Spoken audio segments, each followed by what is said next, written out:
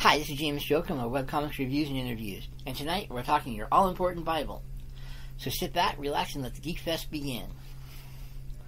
One of the really cool things about working on a lot of your bigger shows is that they've learned over a period of time that they need some form of, I guess what you'd call meta-communication between various writers and directors. That is, they need to have some sort of centralized location of information that allows them to give this big book to, say, new writers to let them know that, hey, this is what's happened before, this is what we plan on happening, and here's some really great general trivia about the stuff. This also allows a director to get a general gist of what's going on and to be able to better plan his shot, especially when you include information on locations. Some shows have a ridiculous amount of lore, and they need that lore put somewhere in order to, again, allow it to be transferred between writers. I mean, just look at how much vampire lore that's in Buffy the Vampire Slayer, for example. Or, if we're looking at Xena, Warrior Princess, how much information you had to keep track of the gods. So, if this can be applied to webcomics, well, the advantages you're going to see as a writer are, or even for that matter as an illustrator, are that you're going to basically have some source of information, some really great organization that allows you to look at what's going on in your comic, and you can even design story arcs based on the information you've got in your Bible just to see what happens. So that's something that needs to be sort of considered. I mean, setting up a Bible may sound like a lot of work, and trust me, it is. But when you start getting it really well organized, it is so worth the problems it causes. So, what exactly is in a Bible?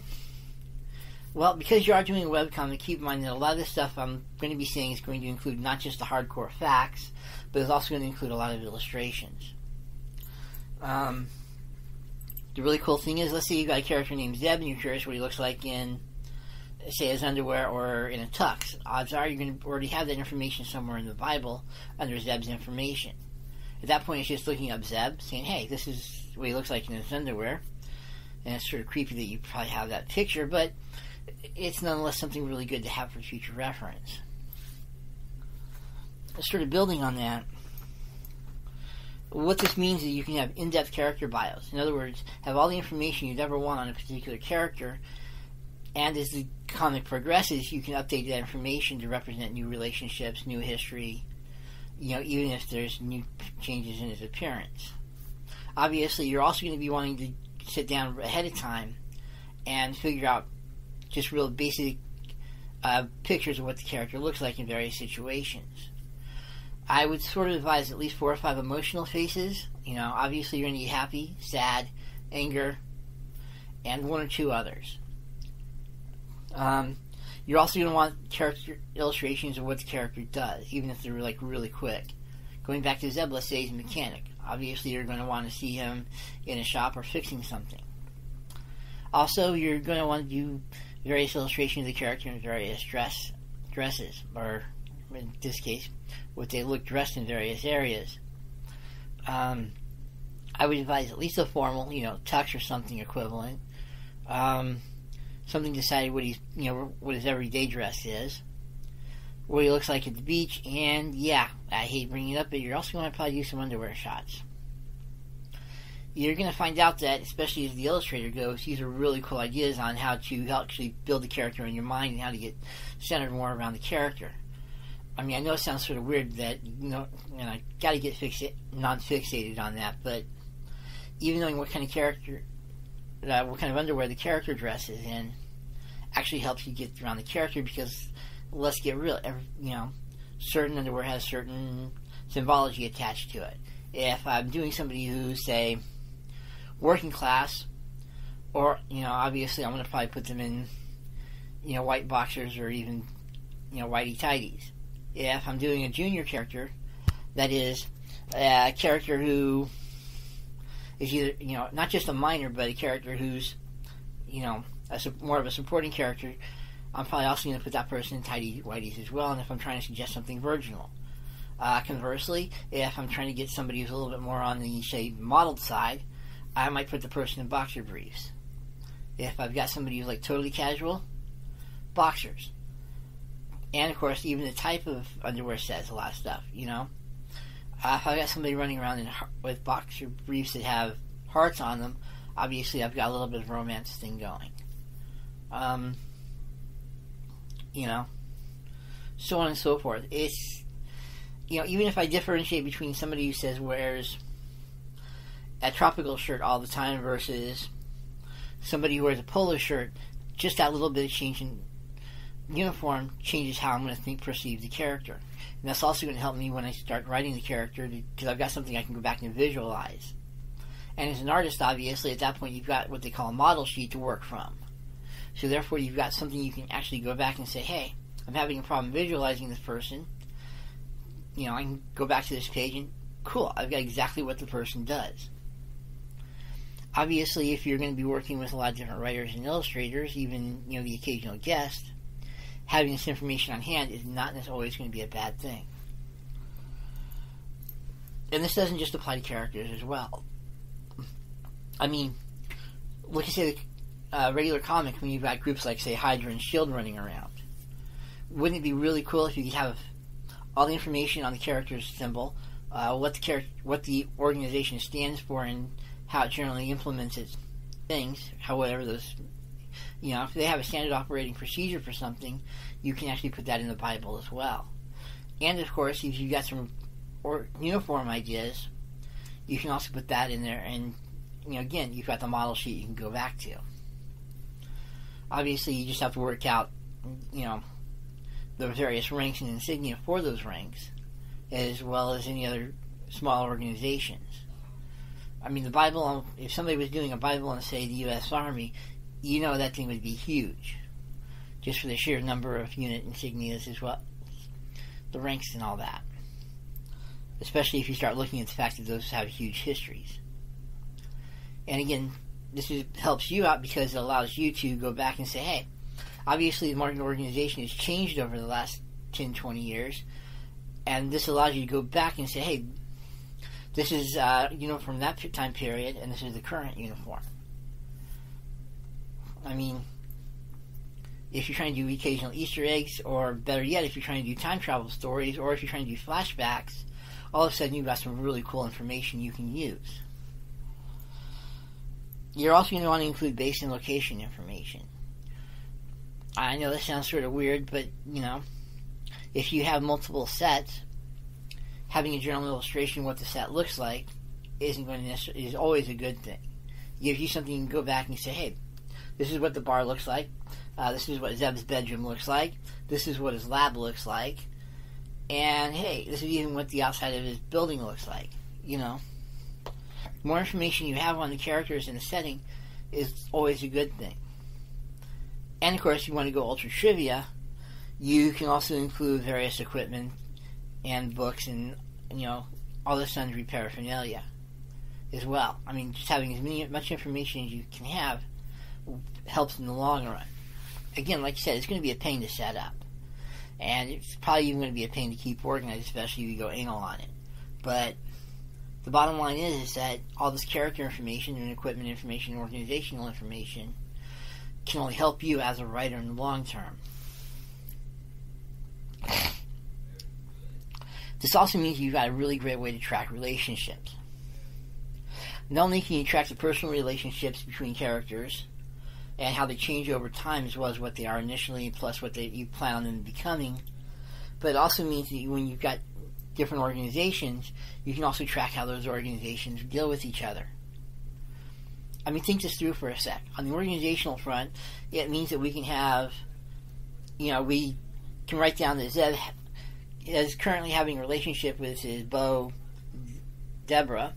He at one point had a relationship with Kathy that didn't go over too well, and eventually we plan on him either settling into some sort of long-term relationship with Deborah, or at least with somebody else. You know, it gives you basically a way to plan ahead for the future of those characters. And again, you can track how the relationships change over time, which of course can give you some really great inspiration if you're trying to, you know, you decide that this relationship just isn't going anywhere. You can go look over the character's relationship, see what's worked and see what hasn't, usually what hasn't, and set it up and either continue the chain or figure out a way to set the character up with somebody who's actually going to work out. You know? Having that relationship, and that just doesn't apply to romance. It applies to family relationships. I mean, let's get and friends. I mean, a lot of those are going to change over time, especially if you have a reasonably long comic. I mean, even with Peanuts, you had some of the characters change relationships over time. You know, I mean, just look at the relationship between Linus, Snoopy, and Charlie Brown himself. You know, Charlie always vacillated pretty much between those two, but he also invited other friends in, like Franklin or Peppermint Patty. All this relationship tracking information is saying is that, hey, we've got all these really great characters, how are they interacting with each other? And you can actually track this over time if you so desire. You know, obviously the advantage is that means you can actually add a third dimension to your characters just in the terms of how you go with other people. And again, this is something that helps solidify those characters in your mind. And because of that, well, the more solidified the characters are, the better you're going to be able to write them. I mean, you're honestly going to hit a point where these characters will be writing themselves.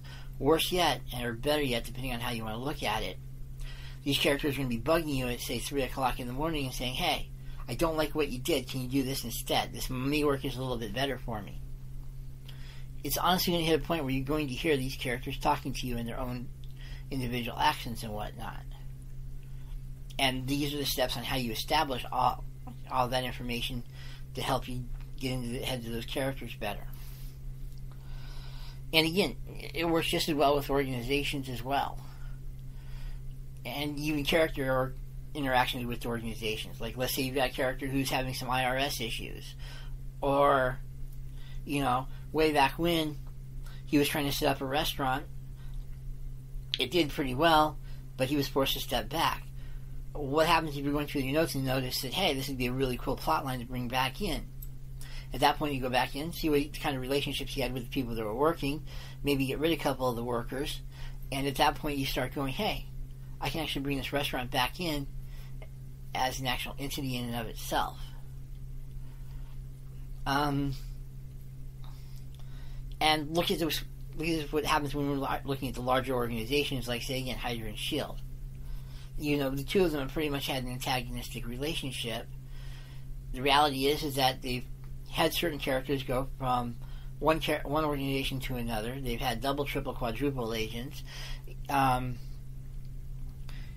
You know, they've got a pretty long relationship. And some of these organizations don't have what you'd call completely consistent characterization. Hydra, for example, has been portrayed as a hero a couple of times.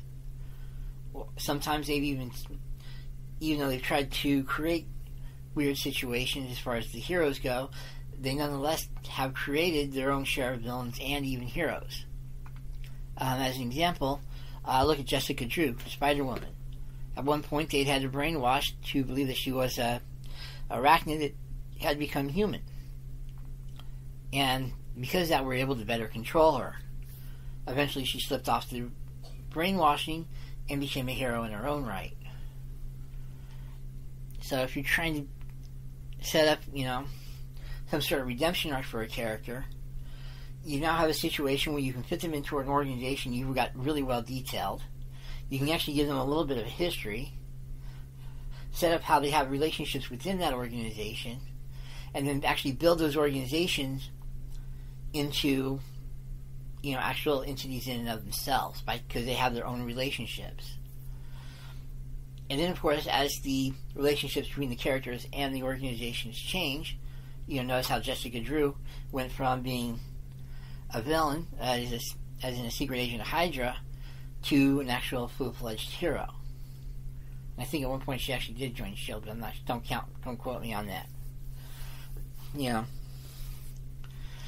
nonetheless, Jessica Drew has become part of certain superhero organizations.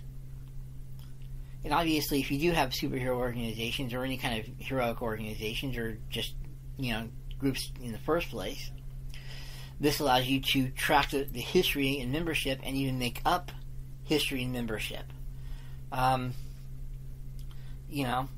Obviously if you've got a group that's been around for, centuries, you're going to want to be able to go back and make up the heroes and the villains of that particular organization. And you've got lots of history to work with, and you can actually have a lot of fun with it. And I know that sounds all sorts of weird, but you're going to start hitting the point where there's going to be situations where you're going to want to figure out how to use this Bible. Obviously, as I keep pointing out, there's a lot of ways that you can use it for straight inspiration when it comes to setting up your webcomic. You can go through and say, hey, I didn't quite follow up on this one. Or, I like this character, but we haven't really used him recently. Hey, how could you use him right now? Or, even if you have a defunct organization, what happened to that organization's buildings and equipment? Is any of it still around? Heck, are any of the characters still around?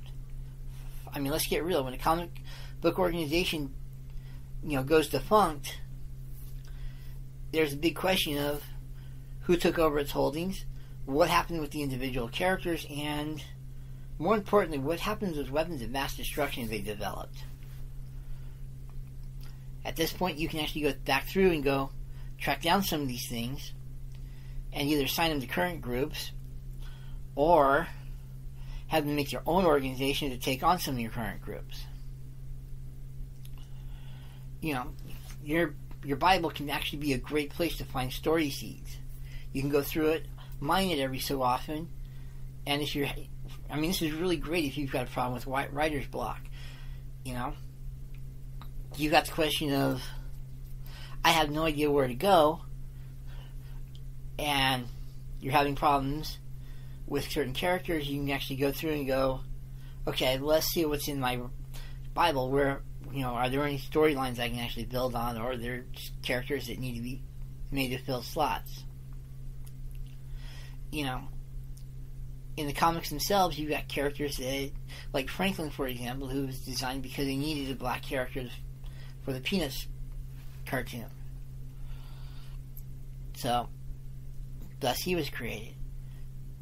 It's just, and I keep going into the obvious diversity issues with what's going on in the comics right now, but it's a really great opportunity to go through and see if you can create any kind of legacy characters. That is, has this character been around too long to the point where I'm getting bored of them? How do I really change them up? And this is an opportunity to actually have a little bit of fun with your various characters. I mean, you can go through and say, hey, wouldn't it be really cool if I took this second string character, retired this first string character, or at least put him down in the second string, took the second string character and moved him into that character's position. This also gives you the advantage. You can see if you have any actual characters missing. Sometimes you'll have this character that would be really great, but you've got to do something to change him up a little bit. You either got to change his personality, you've got to change how he's dressed, so on and so forth. One more interesting ideas is what happens if the character himself realizes that he's been around too long and he wants to take a break. Hey, at that point, it's perfectly legit to train a sidekick. Or if you've got a situation where you've decided that the character is becoming too powerful, wouldn't it be really great if the character was to train the person who could take him down? I mean, in a lot of ways, this is sort of where Robin comes in from Batman. A lot of the Robins have actually been trained as hardcore as they have been, specifically to be able to take Batman down if the situation arises. So it's not just I'm going to take in some poor orphan kid off the street. He's actually got a tactical reason for having that sidekick. Admittedly, I find it sort of weird. He's got some serious child endangerment issues going around, but, if you had a kid sidekick, wouldn't you put him in the least colorful costume you could think of, rather than something that's going to stand out even on a dark night? Pun intended. But, it's just something to consider. This really cool, huge document you got can be mined endlessly if you do it right. Obviously, it also allows you to set up some sort of organization, and I'm not just talking about a group.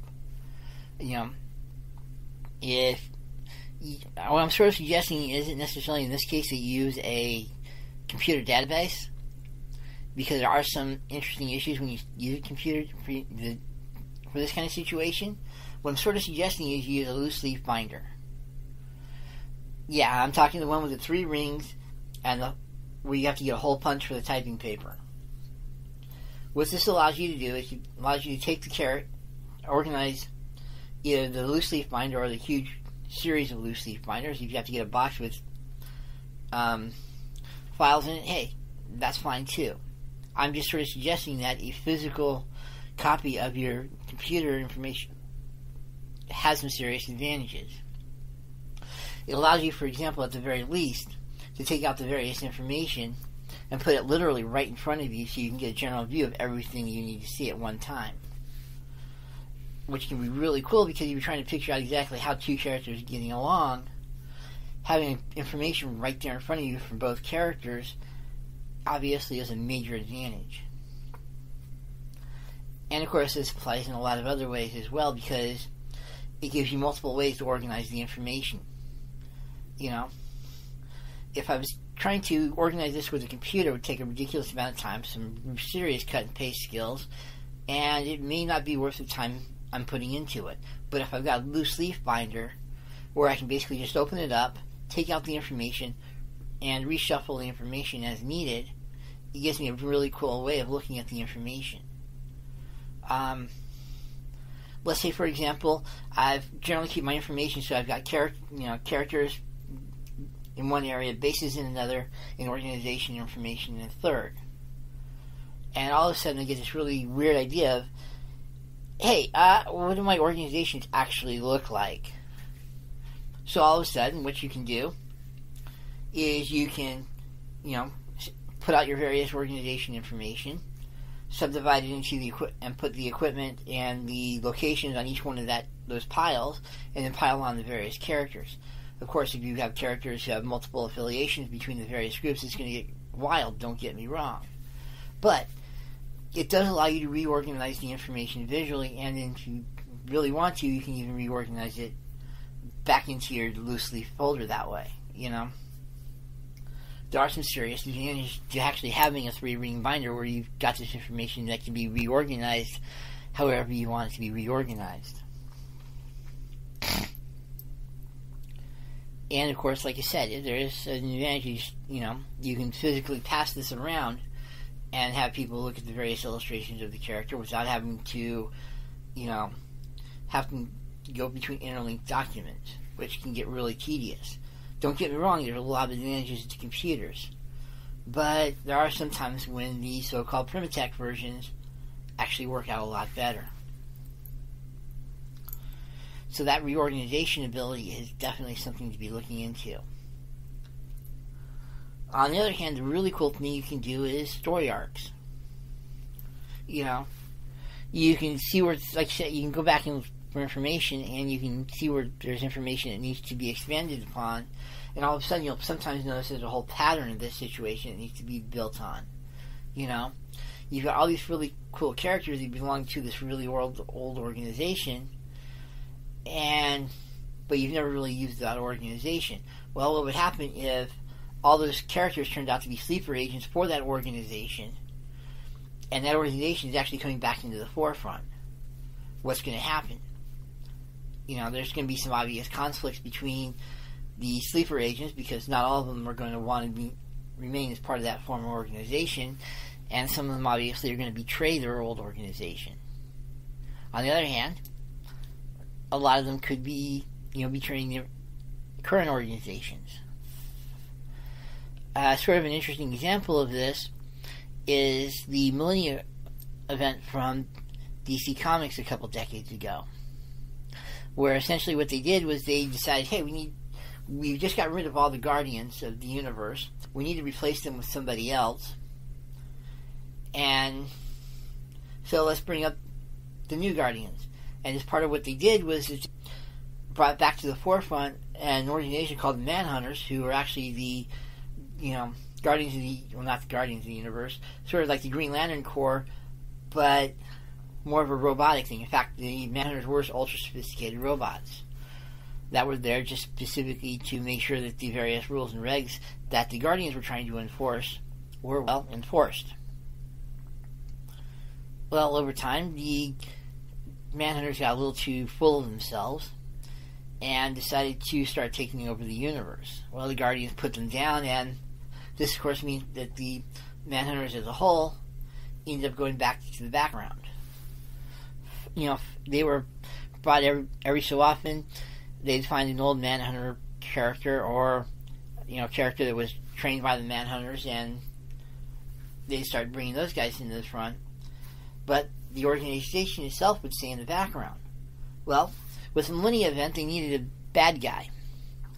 And so it was pretty much decided to bring back the Manhunters, who were the former bad guys of the Green Lantern Corps, and actually have some of these characters that were, and just found that, well, the Manhunters had infiltrated various groups in the DC universe, all the way up to the 30th century. So, what you had was all of a sudden you had all these characters that all of a sudden needed to be dealt with. And of course, this helped bring the Manhunter organization into the forefront, however, temporarily. So, you know, obviously, if you're also trying, it also helps design other arcs as well, because all of a sudden you can go through and decide, hey, I want to see what these characters have been up to. What can I do to make these characters go into a massive conflict of some sort, and so on, and see what happens. You know, you can do anything from, say, Marvel's Civil War, where you had all of a sudden all the major heroes go onto either Cap's side or Iron Man's side. Well, if you've got this stuff as a 3-ring binder, open up the binder and start assigning characters to one of the two sides. Better yet, you don't have to do it like they did back in High, where it's like, you know, I have to decide a character, you have to pick a character, and they keep going back and forth. You want to put 20 characters on one group and 5 in the other? That's up to you. You know, if you want to make one of the characters overwhelmingly powerful, again, that, and it works for your particular situation, go for it. All I'm saying is that with having a Bible, especially if you have it in a 3-ring binder, is that you have a really cool way of figuring out, you know, when you start thinking story arcs, and I'm not just talking the standard little, you know, weekly things, but I'm talking about a huge overarching, oh my gosh, we're going epic type of thing. All of a sudden you've got a really great way to go through and organize your notes. So, you know, obviously there's that. Of course, the thing that's going to be a pain is having to go through and write up a synopsis of what happened in the story arc, and then put a little bit of that into all the appropriate characters and organizations and even equipment and so on and so forth. Like I said, it's a really great thing, but if you want to make it work, you're going to have to keep it maintained. You know, what I'm sort of suggesting is that you spend, like, you know, an hour or so when you've actually written all your weekly comics and all that, is go back through and, you know, write up synopsis to put in all the appropriate areas. And yeah, this is a really cool area for cut and paste. And obviously you're going to have to reprint the entire thing every so often. Obviously the ink companies are going to love you. But this is all part of, you know, a little bit of becoming a professional. Obviously there's going to be some people this isn't really going to apply to. However, before you shoot down the idea completely, keep in mind this does allow you to track a lot of other stuff as well. I mean, obviously if you're doing some sort of running gag, you can actually track down the running gag and how often you're using, see how often you're using the running gag.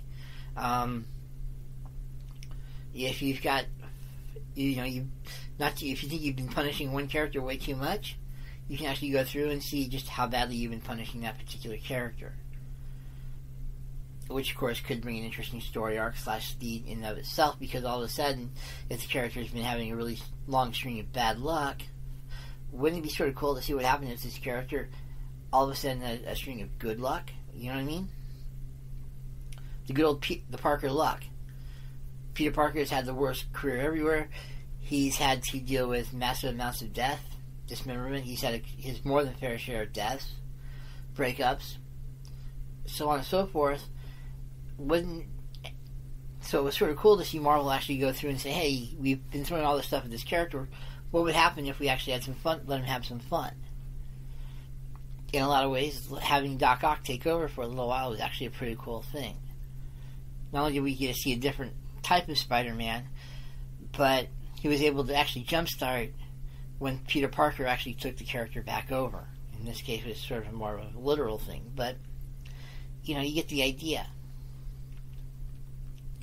And I know I've got the 4-panel people going, there's no way this can apply to me, you know?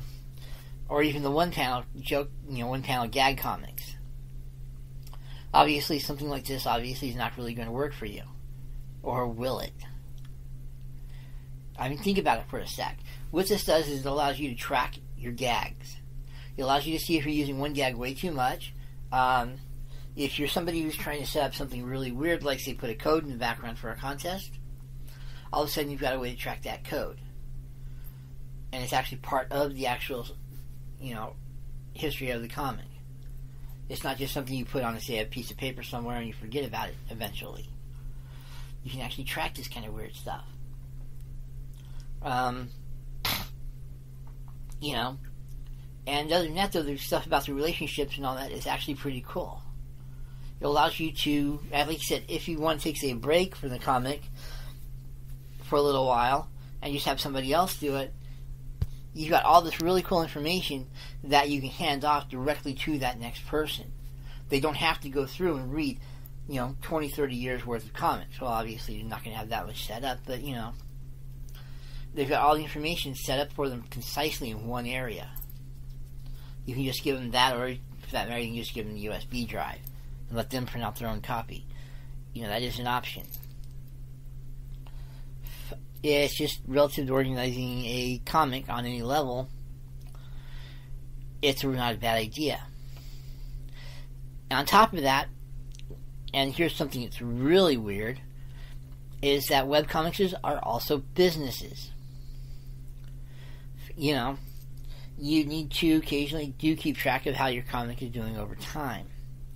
For those of us who are anal when it comes to keeping track of numbers, this is not necessarily a bad thing. It means I can actually go through, track down how many times a particular comic has been looked at, and, you know, decide if I want more of that comic or less of that comic based on popularity, if I want to do it that way. Obviously, that's not always going to be an option, because sometimes what the visitors want, what the people I'm trying to sell it to, obviously I'm not going to be trying to please them all 100% of the time. Sometimes I'm going to want to throw something in there just for myself. Or I want to try something really weird, and I don't really care what other people think. I just want to see if I can pull it off. Well, in a lot of ways, this allows you to track the success or failure of that experiment. You know, if you should be so inclined.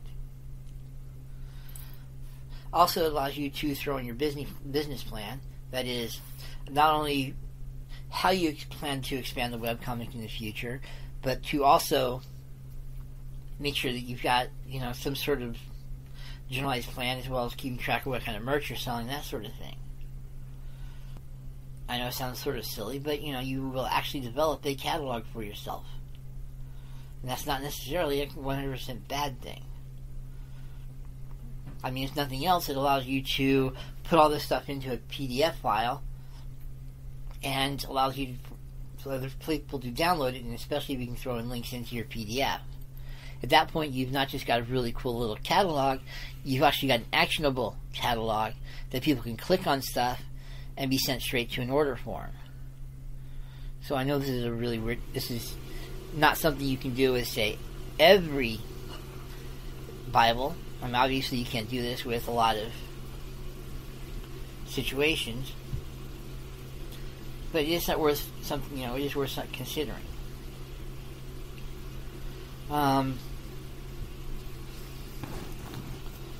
Other things you can do with the Bible. Well, obviously you can also keep track of also anything you do for marketing. You want to track down how well your Kickstarters have done. Plus, what's available for the Kickstarters, this can also be part of that history can also be part of the Bible as well. In short, not only can you for story ideas and story concepts, but you can also use it to keep track of the business side of your webcomic as well. In short, this is taking a really cool basic idea from Hollywood and figuring out really weird ways to apply it to a more two-dimensional form. So, obviously, there's multiple ways you can organize the information. You can either do it in, like I keep pointing out, 3D a 3-ring binder, which is possibly the ultimate form here, or you can have it on your desktop, so you can throw it into a USB drive every so often, or just port the entire folder across the net so somebody else can use it.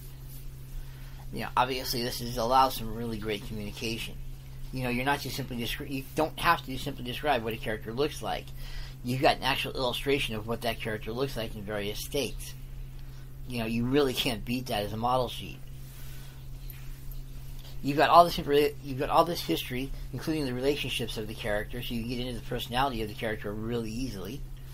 And you've also got, the various organizations the character has been in, and how those organizations and those characters result in the bigger world as well.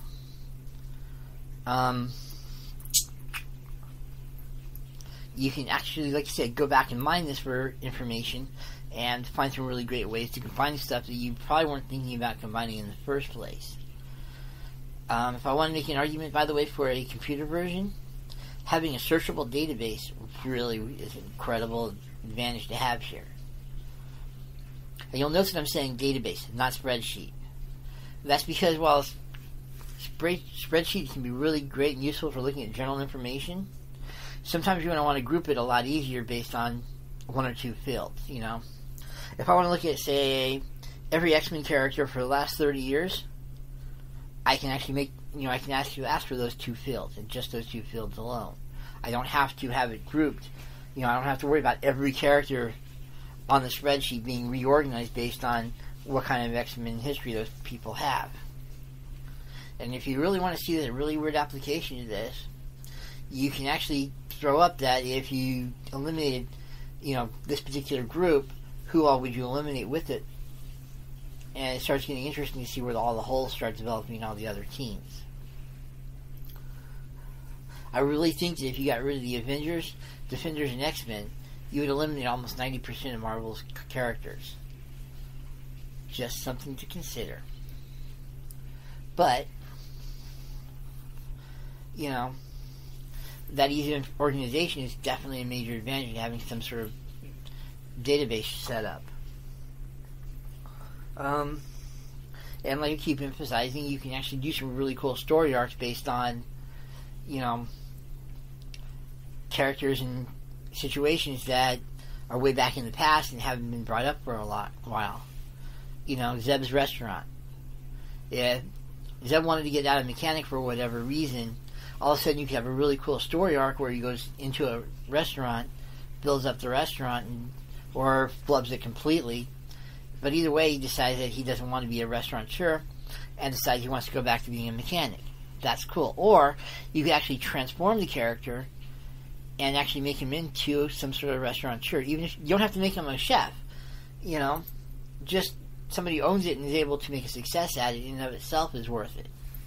If you happen to pick up a recipe or two, great. But he doesn't have to make the complete shift from being a mechanic to a chef. And let's get real, there's enough mechanical parts to running a restaurant that having somebody with a little bit of mechanical knowledge is not a bad thing.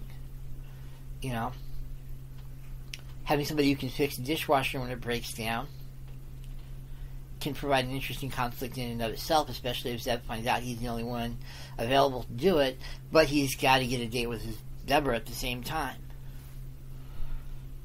And if you notice how I've been able to develop Zeb as a character as we go along, he wears whitey-tighties.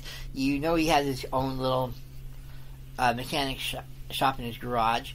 He's been running a restaurant. You notice how this character is becoming a more three-dimensional character as we discuss this concept? And now imagine that applied to any of your characters. And even if you're running, say, a gag comic, look at the advantages we're setting up here.